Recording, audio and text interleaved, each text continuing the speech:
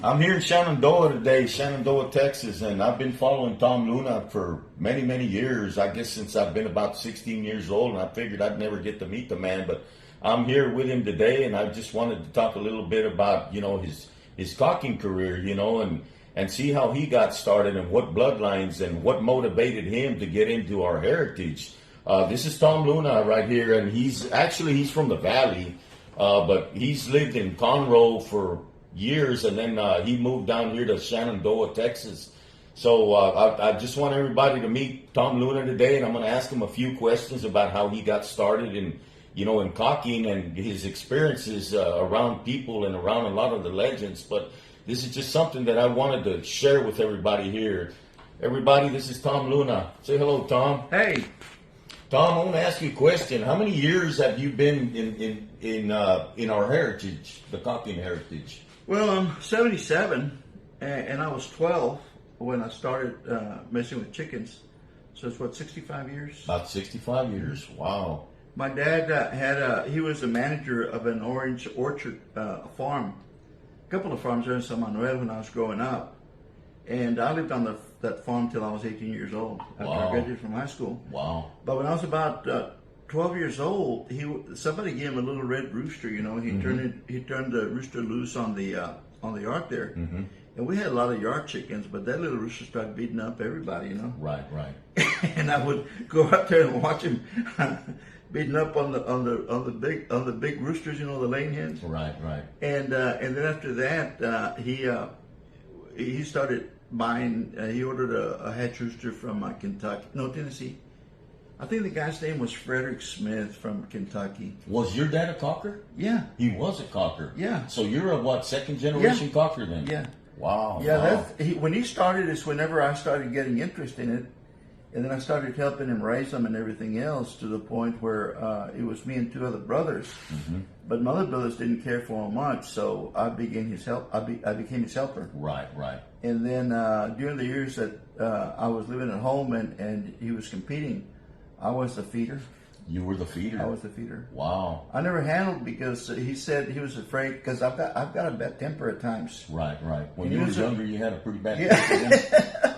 And he was afraid that somebody would try to cheat me or something in the pit, and there'd be a little fight, Right. You were a fighter, huh? You're one of them guys that didn't take crap. But my older brother used to handle. Oh, okay. And then I have a real good friend, Joe Dominguez from Hargill. He was my dad's original pitter after we all left, Right. And he would. And I'm still good friends with Joe. I mean, I visit him every time I go down there. Does he still live there in the valley? He lives in Hargill. Does he still raise chickens? Yeah. Wow. JDL Genfile, Joe Dominguez. I'll be darned. And as a matter of fact, I take File down there sometimes, and he'll raise a few for me when he doesn't have too many that he's trying to breed himself. But anyway, that's where it started. But my dad got into it 100%. I mean, he didn't mess around. I think it was in '62. Oh, I was born in '62. Really? That's been 61 years ago. I was born in 1962. I was already a teenager. Wow. But Madigan died, John Madigan, and a guy that used to feed for him, Gus Frithiof. Oh yeah. Lived in Fredericksburg, and he had a lot of chickens, a lot of the clarets. Right. And everybody wanted clarets. Right. So my dad and a couple of friends from him were going to come up here to buy chickens with Mr. Frithiof. So we drove up here, and that was my first, as a kid, my first introduction to big time chickens. Right. Did he get those chickens from Gus himself, or did he get them from Kelso? No, he got them from Madigan. He got them from Madigan. Yeah, they were pure clarets. Wow. Gus Frithiof, and we got quite a few from him. They had some of them came yellow-legged with yellow hackle, and then of course the wine red ones with the white legs. Right. And that was my first time that I saw a gray that I fell in love with. Wow. He had a little gray stag running loose. I think it was either white or yellow-legged. And I wanted that stag so bad. And my dad bought some roosters and some hens. But since I helped my dad, he was always gave me a little bit of consideration. Right, right. So finally, toward the end, he asked Mr. Frithiof, he said, how much do you want for that stag? And this is back in 1962. Wow. And you know how much a stag was? I have no idea. $75. 70, that was big money. That's then, big money. 62, huh? Big money. Wow. And I told Dad, well, he said, no, it's okay. And he put out his, because my dad kept all his rooster money apart from everything else. Okay, he ran it separate from his business and his family. From family to, he won or lost, it all came out of there. Right, right. He put out a big old wad, and Wow. paid for that, and we bought some clarets back. And then from there, what he did is that he started breeding hatch clarets. The J.D. Perry stuff. Right, That was right. the craze back then. Right.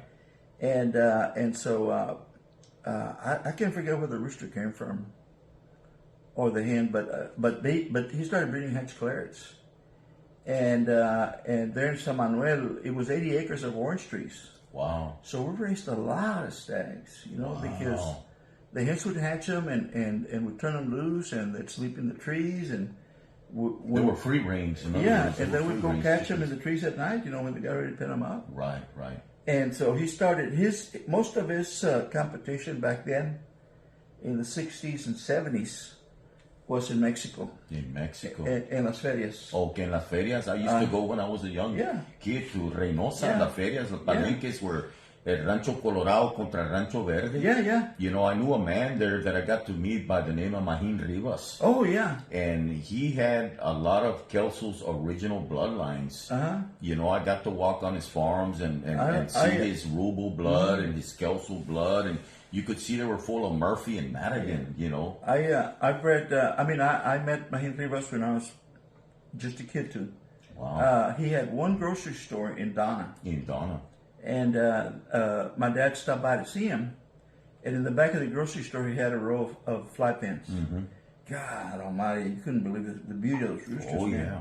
Oh, yeah. And so he told my dad, because my dad was friends with him, and so they were talking, and he said, anytime I want to, I need to show roosters, I just send Cecil Davis a blank check Wow. and sign it, and I tell him, this is what I want, and this is how many I want. When you have them, ship them to me, and you can fill in the amount. Wow. And- So and- he had that, but Mahin was a millionaire. Yeah. I mean, I got to go into the man's house, and believe it or not, Yeah. he had stacks and stacks of money Yeah. all inside his house. He showed me where his wife passed away in the Yeah. room and the Yeah. IV, and he showed me the only toy that him and his brother had in Mexico, because Yeah. he came from a poor family, Right. and he had this round rock, and he would point at it. He said, that was the only toy that I had. Me and my brother would sit down and we'd roll that rock back Yeah. and forth to each other. How